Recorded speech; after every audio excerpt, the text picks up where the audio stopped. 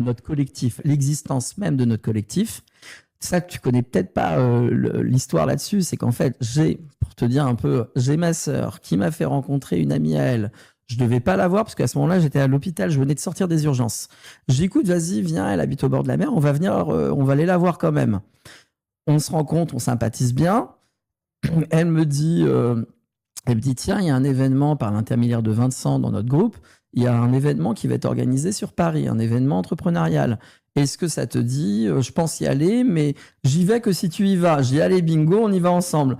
On y va. Là-bas, on fait différentes rencontres. Et finalement, de cela est né en fait le collectif finalement. Simplement de se placer tu vois, dans une approche d'accueil du meilleur.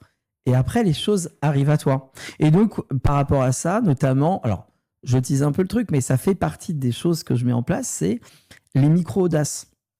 En fait, moi, je me force minimum 3 fois par semaine à mettre en place des micro-audaces, c'est-à-dire à sortir de mes zones de confort. Oui.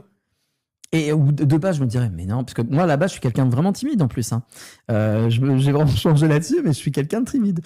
Et du coup, en fait, c'est de me dire, bah, ok, ça rentre pas dans mon champ, mais justement, je me fais violence et comme ça, en fait, je me prouve, tu vois, j'avance à petits pas et je vais vers la meilleure version de moi-même, en fait.